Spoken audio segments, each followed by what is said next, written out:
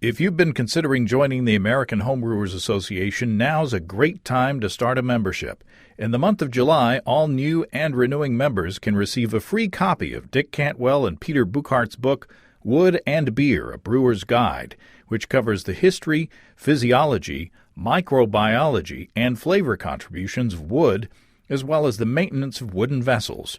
Join or renew at homebrewersassociation.org with offer code WOODBOOK, that's WOODBOOK, to receive a free copy with your membership.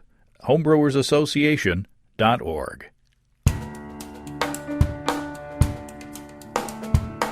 Welcome to Basic Brewing Radio for Thursday, July 19th, 2018. I'm James Spencer. Here at Basic Brewing Radio, we're all about home brewing. This week, Steve Wilkes and I taste the third hop sampler. In this installment of the series, we compare UK Fuggle, German Hallertau, and Perle. If you go to basicbrewing.com, you can find archives of our audio and video shows, our DVDs, our brewer's logbooks, and other basic brewing gear, including our new tie-dye silicone pints. You can follow me on Twitter and Instagram at Basic Brewing and find our show page on Facebook. We have a cool Basic Brewing app on iTunes and Amazon.com, and we're found all over the place where fine podcasts are served up. If you do us a favor of rating us on iTunes and maybe leaving a nice comment there, that'll help new listeners to find us, or that's what they say anyway. If you want to support us financially, check out patreon.com/basicbrewing. This upcoming Friday, financial supporters will get an early release of our Basic Brewing video episode featuring my Oaked Robust Porter. Along with the early release, you'll get the recipe that I used, and $5 Patreon supporters will get the behind-the-scenes video of me actually brewing the beer. And these are warts and all, these behind-the-scenes videos. You can see me do things like, spill grain on the stove or on the ground. And I also battle massive dough balls. So, stuff that I cut out of the finished videos that I post on the feed and on YouTube. So, like I say, warts and all, you can find out that, and I haven't recorded any disasters yet, knock wood, but who knows? If I screw up that badly, it's probably going to go out there on the behind the scenes thing. In this episode, the Oaked Robust Porter episode, which will be released to the general public on Monday, I start out making a smoked robust porter and decide to oak it instead of adding the smoke. It turned out to be delicious. And in the video, Steve and I test whether big dark beers can be refreshing on a very hot Arkansas afternoon, which it was. Boy, it was super hot, and we were super sweating. And if you're serving beer to your friends on a hot summer afternoon, wherever you are, you should check out Poncho's Keg Cooler from our sponsor, Poncho's Brewing Lab. You might have seen the cooler and had an opportunity to meet Poncho at HomebrewCon in Portland. They were set up right next to the Bell's Brewery booth, and people were streaming right over from Bell's to look at the keg cooler because it's really cool. If you haven't heard me talk about it, or if you haven't seen pictures of mine on Instagram and such, Poncho's Keg Cooler is a 20-gallon cylindrical insulated cooler that's designed to accommodate a 5-gallon corny keg. The whole thing just fits right in there. Poncho made these because he was not happy dealing with jockey boxes. I've used mine to serve homebrew to family and friends, and I love it. It doesn't take much ice to keep a keg cool, and since the keg isn't sitting out in the heat, like when you use a jockey box, your beer doesn't have to go through big temperature swings. And when you're not serving beer out of it, you can convert your Poncho's Keg Cooler into a 20-gallon mash tun. Isn't that cool? And right now, the deluxe Poncho's Keg Cooler, the deluxe model, comes with C.M. Becker's mini regulator and adapters to fit 16-gram, 74-gram paintball and regular CO2 tanks, all for the same price as it has been, the deluxe model. And if you use the code BBR at Poncho's Brewing Lab, you can get 15% off any cooler. So head on over to Poncho's Brewing Lab, that's PANCHOS brewinglab.com, and pick out your own Poncho's Keg Cooler. Remember the code BBR. And thanks to Poncho at Poncho's Brewing Lab for his support. Let's take a look into the mailbag. Michael writes, thank you guys so much for what y'all do. Well, thank you very much, Michael. Your 15-minute 1-gallon pale ale got me into brewing my own beer. Now the whole family brews. Well, welcome to the hobby there, Michael. Michael says, anyway, so I know y'all love to push the envelope and brew all sorts of interesting stuff. What do you guys think about brewing a Keptinis? I hope I'm pronouncing that right. Keptinis. Keptinis is an oven-baked mash from Lithuania. Michael sent me a link to a blog post. If you Google how to brew Keptinis, Keptinis, and Lars blog, Larsblog, you'll find it. The author is Lars Marius Garshol, and he writes about going to a Lithuanian farm where they brew this Keptinis in a fairly traditional way. I say fairly because the brewer uses stainless steel vessels instead of wood in a couple of instances. Anyway, the brewing process of this Keptinis is fascinating. The beer was mashed in a wooden barrel where boiling water was added to malt until the proper consistency was reached. And the brewer didn't use a thermometer, but the author of the article, Lars Garshol, did use a thermometer, and it came out to be 65 C. So after a rest, the thick mash was transferred to metal pans and then baked in a wood-fired oven at a high temperature until it got crusty and caramelized. So you have a thick mash. You convert the sugars in the mash, then you transfer it to pans and put it in the oven, and then cook it until it's all caramely and brown and crusty. Then you take that and you transfer that baked grain into another vessel, essentially another mash tun that had alder wood in the bottom to use as a filter. Now, water was added to that baked grain, and then the wort was collected below that.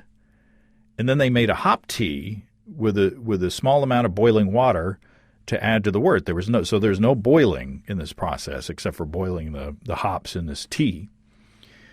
So they transferred they cooled the wort and then transferred it to a fermenter, added the hop tea, and then pitched yeast. So that sounds really cool. Just when you think you've heard of everything in brewing techniques, another new way, or new, it's not new at all. It's an old way, but new to me, pops up. Of course, this piqued my interest because I've received, that Lithuanian farmhouse yeast from listener Frederick in Denmark a few weeks ago, and I've been playing with it. Not anything this elaborate. So I'd have to figure out logistics on how to brew this Keptinis. I hope I'm pronouncing it properly, but it's a very interesting challenge. And from the blog, the resulting beer sounds delicious. It sounds very dark and very caramely. So, meanwhile, the other day, I bottled my little no-boil beer that I brewed with my Lithuanian farmhouse yeast sample from listener Frederick. The yeast had no problem going from 1043 to 1010, and if you remember, I fermented out in a bucket out on my porch. It's been 90 degrees Fahrenheit lately. The beer is less tart and funky than I expected, and it's very cloudy because of the lack of boil, but it still tastes very, very interesting. I'm looking forward to tasting it after bottle conditioning. Bottle conditioning usually adds some flavor characteristics to it. I did take the opportunity during fermentation to crop some yeast off the top during active fermentation, and then after that, after I transferred the beer to the bottling bucket, I collected some of the trub on the bottom. So it'll be fun. It would be fun to brew batches with each sample to see if there are any differences. I say would be because, that's another project to add on the list. But maybe I'll get to it one of these days. And when I brew those test beers, I'll probably brew with my electric brew-in-a-bag system from our sponsors and friends Desiree and Dave from High Gravity in Tulsa. In addition to excellent electric gear, I guess it's also electronic, they also are a full-service homebrew shop, of course. The featured ingredient kits at highgravitybrew.com now are Berliner Weiss, as in Miami Vice, with Wyeast's Berliner Weiss blend, Maison de Aigre, Farmhouse Saison with Brett, and Flanders Red, as in Ned Flanders, with Wyeast's Belgian Sheldy. In addition, High Gravity now sells some yeast strains from Bootleg Biology. And if you brought a kit from highgravitybrew.com, you know that your experience is very customizable. You can choose from extract or all grain, crushed or not. And on some kits, you can take your beer to the nth degree with High Gravity nth ingredients and add more flavor options. For instance, you can choose from a bunch of fruit purees to add to your Berliner Weiss kit, which sounds very tasty. Or if you want to design your own recipe, the Build Your Own Beer page on High Gravity Brew is also very cool. You can choose from a ton of ingredients, and the page keeps a running total of your order that stays visible the whole time there at the bottom. So that's really neat. You know we love Desiree and Dave and everybody at High Gravity. Remember, if you use the code EBC75BB, you'll save $75 off your electric brewing gear purchase. EBC75BB for electric brewing gear at highgravitybrew.com. All right, we're taking a break this week from content that we recorded in Portland around HomebrewCon to continue our Hop Sampler series. This week, Steve and I sit down to sample a more traditional set of hops. All right, Steve Wilkes of stevesbrewshop.com. Welcome back to Basic Brewing Radio. It's a pleasure to be back on Basic Brewing Radio. This is our third go at the Hop Sampler. This is the Hop Sampler 3. We started off with moderate alpha acid hops. Then we jumped to big old bitter hops, and now we're back down to the traditional with these moderate gravity hops. So it's a little bit of a roller coaster ride. A little bit. This one is really fun because like you say, the hops are more manageable, I guess, for lack of a better word. And I'm looking forward to our little sensory panel here to see what we think of these. We're using Fuggle. We're using Hallertau and Perle or Perle or Perle or Cousin Pearl. Pearl, Pearl, Pearl, don't give your love to Earl. We can't decide how to pronounce it. The research online seems to say Perle. I don't know. We'll probably go back and forth to irritate everybody. Yeah, well, I'll get it completely wrong for everyone in the universe. and it's Hallertau, but I like to say, or I tend to say Hallertauer, yeah. which means it's like an adjective. It turns the noun into an adjective, right? If you were talking about Hallertau, is that like the region? And then when you add the ER, that's like describing, when you use it as an adjective to describe the hop? I think so. I only had 4 semesters of German in college, and I can't remember any of it now. But I could still get to the bathroom if I needed to. You stay away from the is it Frau? Would that be? Yeah. Okay, so some background to lay the groundwork here. We're doing this here in Northwest Arkansas, and we initially were going to do it in Portland. We packaged up 2 sets of 22-ounce bombers. With these 3 beers in them, and I had my wife Susan put the duct tape on the top of the bombers, and she labeled randomly 1, 2, and 3 the different bombers, and so we had 2 sets of these beers. So I was going to do maybe 2 sittings of this experiment. And what happened to those bombers? Got a note from UPS that they had been completely destroyed in transit at the Springdale, Arkansas terminal, if you're listening. And so we don't know what happened to them for sure.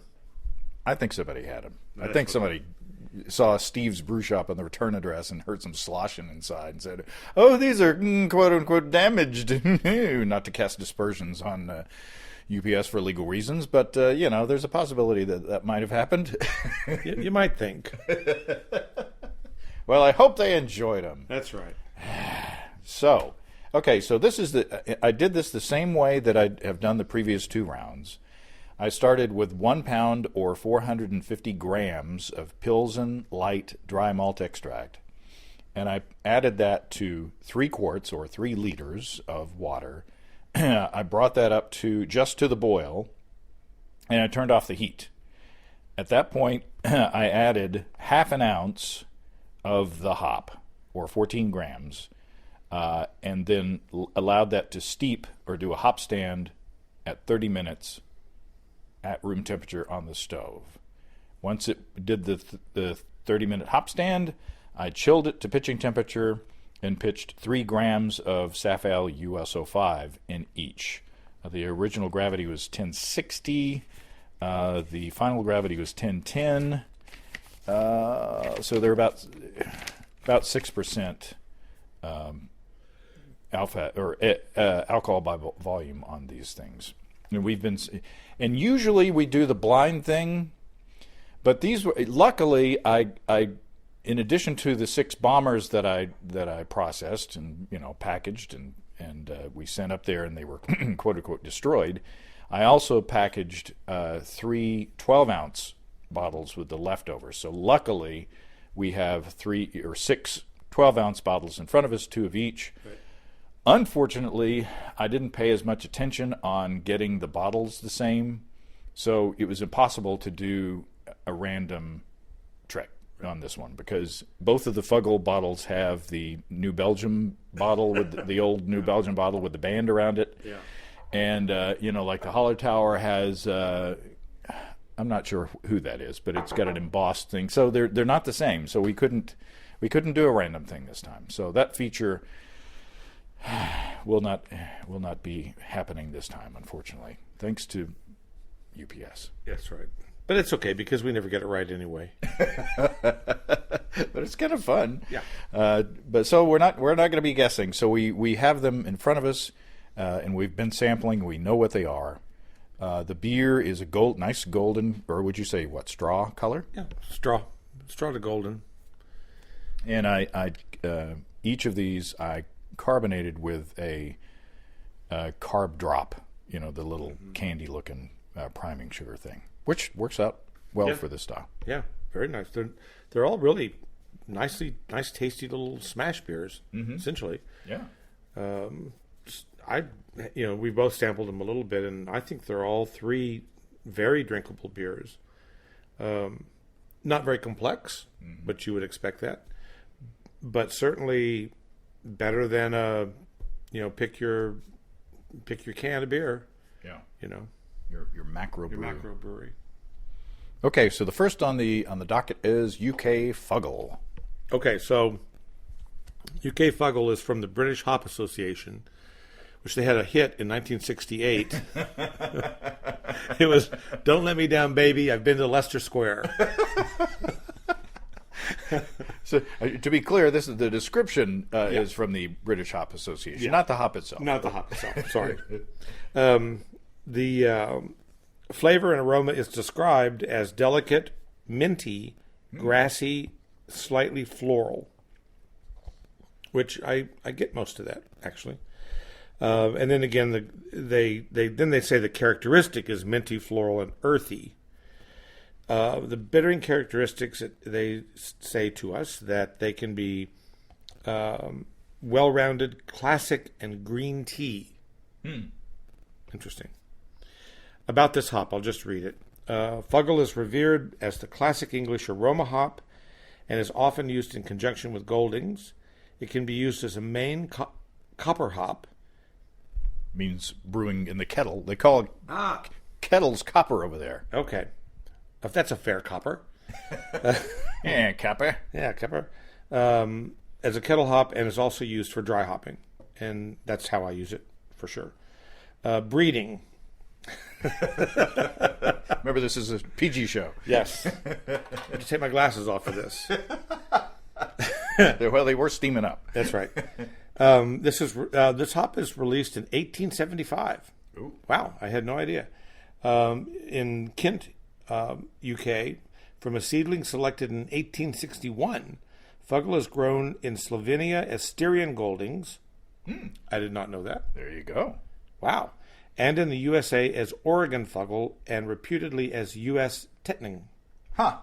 In the UK, it is susceptible to wilt and has been... Well, aren't we all? Well, yeah. You know, the Celtics were susceptible to Wilt Chamberlain for many years. But the Celtics just gave him the bird, and it was all okay. And it's been produced in lower volumes in recent years. Oh, that didn't hold together. It is susceptible to wilt and has been produced in lower volumes in recent years. I guess because of the wilt. Because of the wilt. It is hoped that WHY hops will make wilt-resistant seedlings available in 2015. So This is a little out of date, but that's okay. We'll check back. We'll check back. So I didn't know some things about that. I hadn't any idea that Styrian Goldings was a Slovenian version of Fuggle. I had no idea. So that's kind of a comfort. I mean, if you're out of UK Fuggles, you can switch to Styrian or vice versa, and presumably get a very similar beer. Of course, each hop is going to express different things depending on where it's grown and the climate that it's grown in. So, but I've used Styrian Goldings as a bittering hop in like my kind of European or German styles. My Pilsner-ish beers and things like that, and also Belgian. It seems like I've used it in bittering in Belgian beers as well. This beer, and the alpha acid on this one was 5%.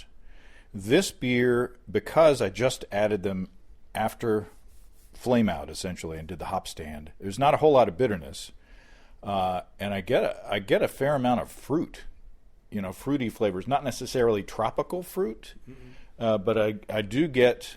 I don't know that I get mint, but I do get kind of a grassy and maybe a little oniony in there. Not in a terribly bad way, but just there's a teeny bit of onion bite to it. Yeah, I would have described that as being a little savory.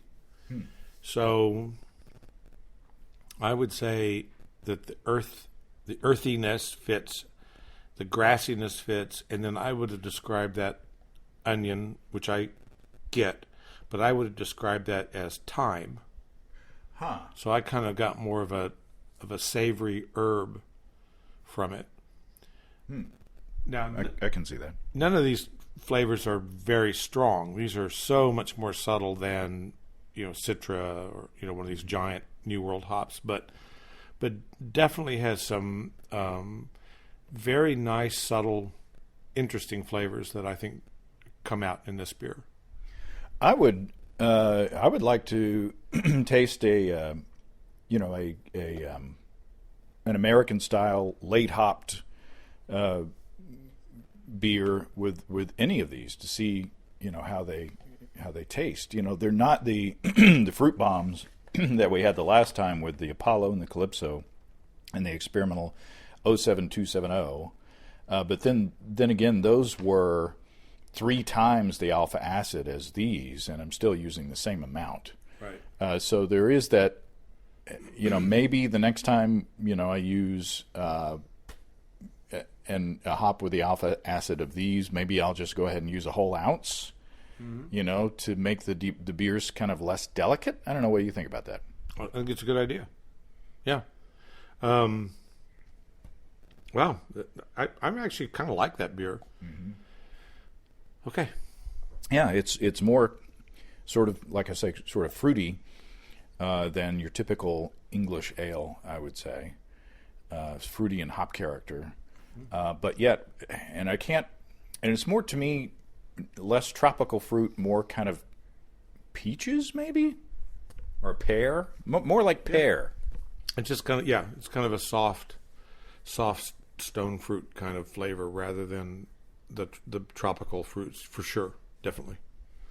Now you said that you could detect differences between all three of these. These are fairly similar in my palate, at least when I was tasting before. When the beers are fairly cold, it'd be interesting to see how we go along. So the next one is Hallertau. Hallertau. And that's we've got more. This time it's from, where's it from? Hoplist.com. Hoplist.com is giving us this information. Hallertau, Hallertauer Mittelfrüh are all names for the original German Hallertau variety. So all three of those are the same hop, apparently. Dating back more than 100 years. It stems from an old German landrace. I don't know what a landrace is. And it's one of the original 4 noble hops. It features a lightly flowery and spicy aroma. Though its popularity has been steadily declining over the past 50 years, primarily as a result of grave susceptibility to, verticulum to wilt. There's a big word in front of that, but we'll just call it wilt. And poor yields.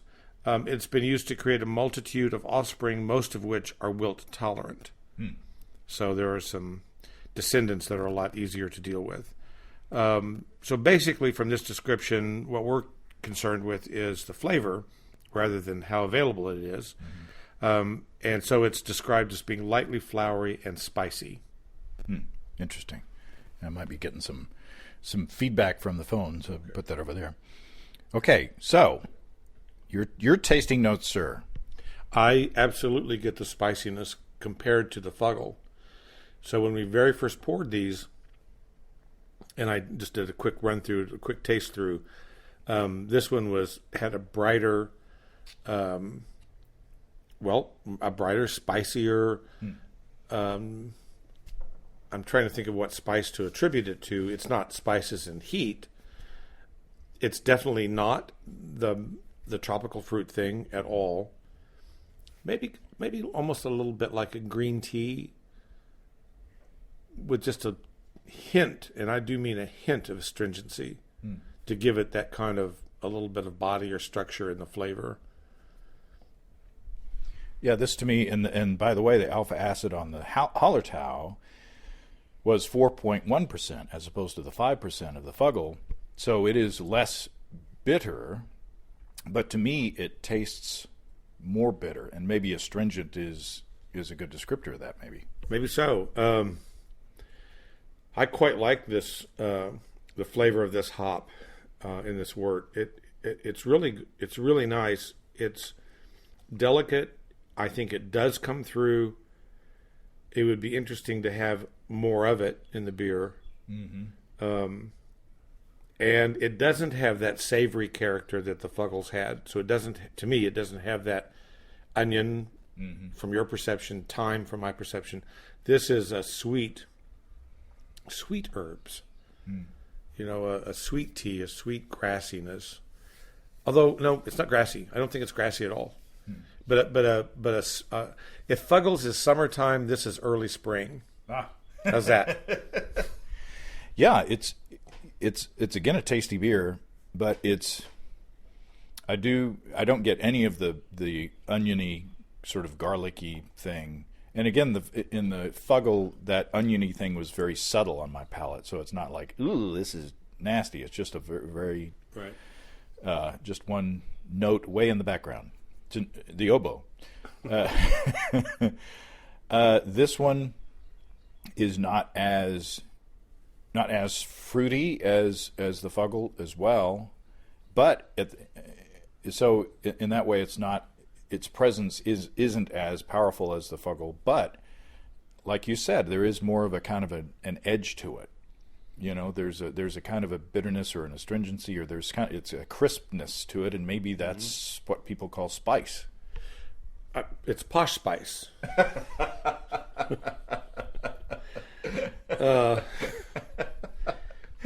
That's the only one I know about. Yeah. I really like it. I actually, in this beer, in this example, I like it better than Fuggle. It doesn't mean don't use Fuggle, only use, Hallertau. That's not what I'm saying. But in this extremely simple example, between these two hops, I prefer the Hallertau. and it makes me want to brew it. It makes me want to do some beers with it. Yeah, and that last swig, I got a little bit of a green tea kind of a thing going on as well. Not in an astringent, way that tea is described, but kind of like I don't know, just a nice, maybe slightly sweetened green tea. And I'm starting to pick up a little mint as it warms a little bit. I get just a hint of mint. It's minty fresh. It's a mint hint. Yeah. Okay. Yeah, that's What good. else to say about it? It's good. Okay, Perle or Pearl. All right. So this is also from hoplist.com. The original Perle was created in Germany sometime during the 1960s or early mid 1970s. How can it be early mid? 73. 73. From Northern Brewer and a German male. So Northern Brewer and a German male. Northern Brewer hop. Not the store. It was released to the public in 1978. That's what we know about it. So was my niece, I think. That's right. I had always heard, and I don't know where I heard it, but I had picked up somewhere that Perle or Perle was a completely acceptable substitution for Sots. Huh. Okay. That if you didn't have any Sots handy, but you had Perle, use it because it was going to give you the same effect in the beer. I don't know if that's true or not, but that's what I've always understood. It is different. It is different from the other two. Mm-hmm. I think it's juicier. Yeah. Yeah. I was going to say cantaloupe. We cantaloupe. No, we're already married. You owe me a Coke. A beer will suffice, though. That's right. We spend way too much time together. Oh, God. That's almost embarrassing. You read my line on the script accidentally. That's right. The teleprompter. Roll back the teleprompter. Let's do it again. Do it live. No, I get a little bit of cantaloupe. Yeah. So some melon. It doesn't have the spice of the Hallertau. Now I'm self-conscious about how to say it. I don't get any of the savoriness of the Fuggle. I think these are all quite different hops. Mm-hmm. I think they're very different, but they're all very subtle. The flavors are subtle, and of course, I don't know off the top of my head. Well, if we did a full charge of any one of these hops in any given beer, how would they be different? I don't know, but we're not really addressing that. But as they are right now, it's very interesting to think about any one of these three hops in, I can see why I'm starting to talk very incoherently. I can see why you would use Tettning or Perle in a simple beer because I think that they stand up very well to this very simple wort. I don't think the Fuggles does as well. I think it needs a more complicated wort in order to fully integrate into the beer.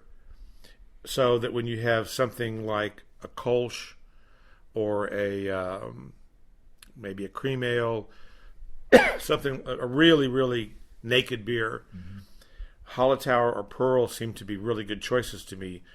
Fuggles, not so much. Yeah, I agree. I mean, when you said the word Kolsch, and I had a sip of this Perle beer on my tongue, I was like, this tastes like a Kolsch. Yeah. The Kolsch is a little more of a fruity, kind of malty beer. Mm-hmm. The bitterness is not, at the forefront. And I think that this Perle in a Kolsch, especially, applied either late boil or just post boil, I think it'd be delicious. Yeah, I do too. Much better than if you had a Kolsch sore. Well, I've got the Valtrex, so that's helping out. That's right. That's that Valtrex wilt that you were mentioning earlier. That's right. That's a V word. Yeah, you just add that at the last 10 minutes of the boil. I had shingles one time, and they prescribed Valtrex, and I walked into the pharmacist and said, I need Valtrex for my shingles. It's for the shingles. Yeah. But this, I think this is my favorite. The Perle, I think, is my favorite. I think the Hallertau is my second, and the Fuggle, I think, is my third.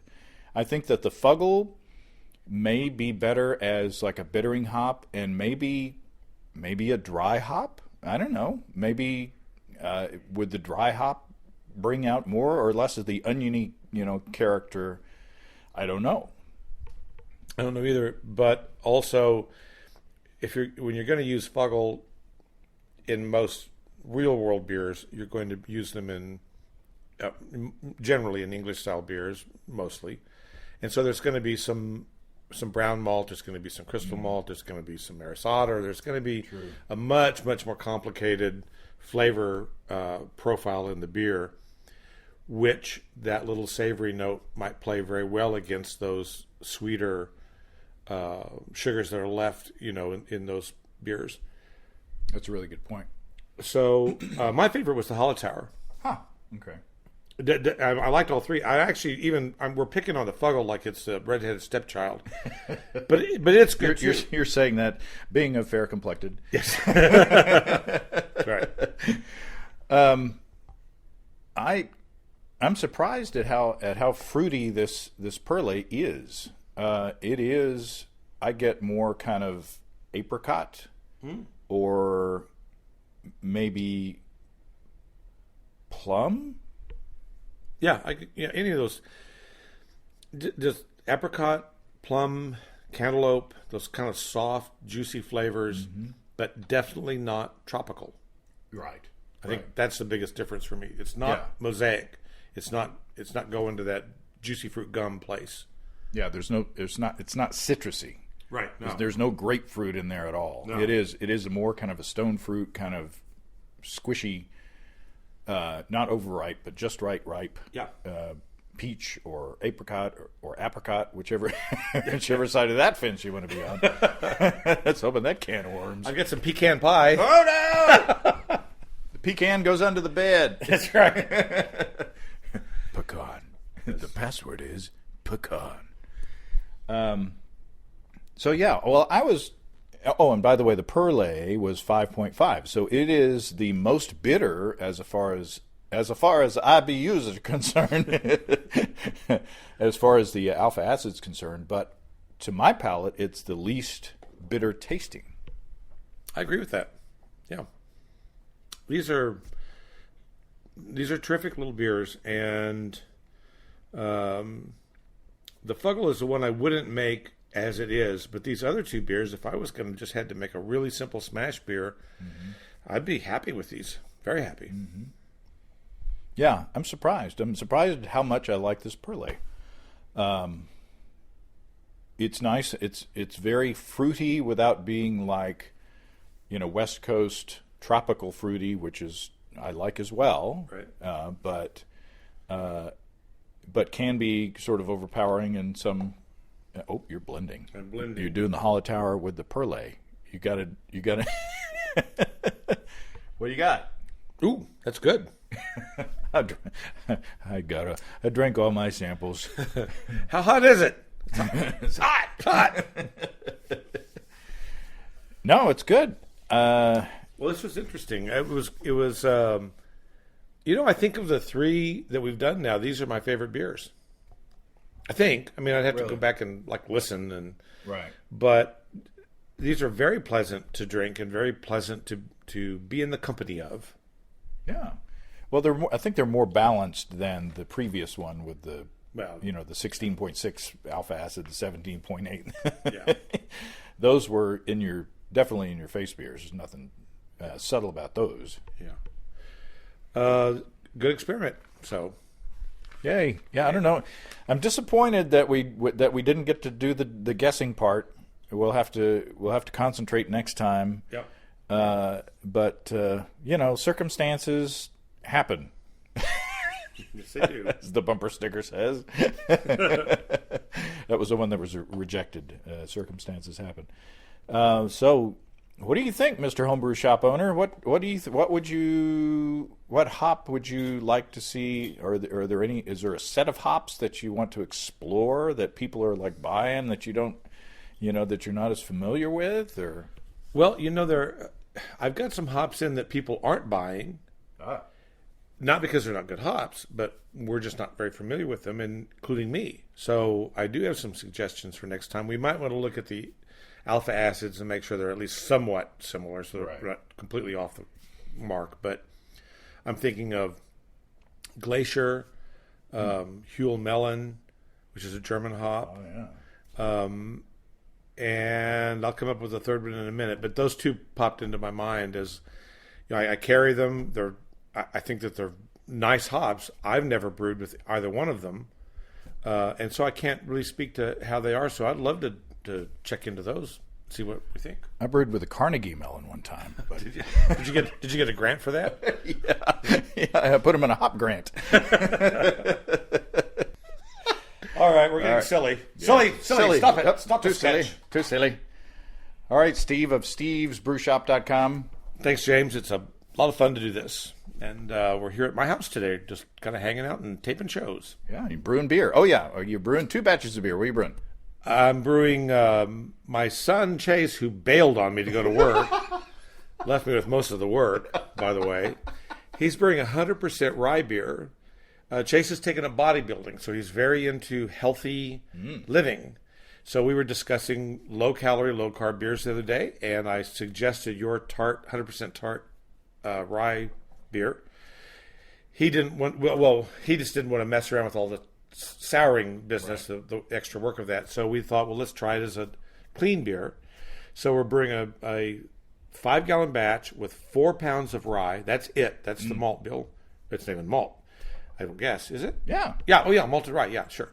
And so, and then it's being hopped with 1 ounce of Satz at 60 minutes, 1 ounce of Mandarina Bavaria at flame out, which is about to happen, and with the intent of picking up that kind of tangerine into the beer, and then he'll ferment that with imperial rustic yeast. Oh. So it'll kind of pick up a little bit of that funky. We'll see, and I think it'll be a good beer, and it should come out to be about a 2.7% beer. Yeah. And my brewing software tells me it'll be about 70 calories per 12-ounce pour. So it fits right into his lifestyle and gives him a beer that he can enjoy and still be true to what he's doing. I, on the other hand, I'm brewing a double barley wine. That's right. It'll age for several years. No, I'm just for quality control. I'm brewing my zero turn IPA kit. So once every month or so, I just pull a kit off the shelf that I haven't brewed in a while, and just want to make sure that it's exactly what I say it is. So that's what I'm brewing today. And it's a traditional American IPA. I can't remember the stats on it off the top of my head, but it's Chinook and Cascade and Northern Brewer hops at, let's say, 60 minutes of Chinooks, 30 minutes of Northern Brewer, Cascade at flame out, USO 5. Wow. That's it. And that's your lawnmower series. That's in the lawnmower series. Yeah, so it starts out with, it's a great little joke. It's the Pushmower Blonde is the lightest. The Lawn Tractor is the American Pale Ale, the Zero Turn IPA, and then the Brush Hog Double IPA. So you can do with that as you will. Don't drink while you're mowing. That's right. Legal disclaimer. All right. Thanks, Steve. Thank you, James. Thanks again to Steve. We got a lot done that day. Steve put 2 beers into the fermenter, and in addition to this show, we recorded 2 video episodes. Well, 3 if you count the one where Steve's mic was off. Always a good idea to take extra samples to these shoots in case something goes wrong. If you have brewing questions, show suggestions, or just want to say howdy, write to James at basicbrewing.com, or just fill out the contact form on basicbrewing.com. And please don't forget to tell us where you're from. Thanks to everybody supporting us through our Patreon page. Special goodies coming your way. Check that out at patreon.com/basicbrewing. Be sure to check out our DVDs, Extract Brewing and Partial Mashing, Stepping into All Grain, Low-Tech Lagering, and Decoction Mashing, and Introduction to Wine Kits. You can find them all on our site. Get a free Basic Brewing bottle opener with any DVD combo. You can check out our Basic Brewing shirts in the store as well. You can find our logbooks where you can track and log up to 50 batches of beer. Check all those out at basicbrewingshop.com. And also take a look at our brand new silicone pints. That's all until next time. Until then, thanks for listening, everybody. I'm James Spencer. Production help for Basic Brewing Radio and our website is provided by Kelly Dotson. Basic Brewing Radio is a production of Active Voice, and we'll talk to you next time, everybody. So long.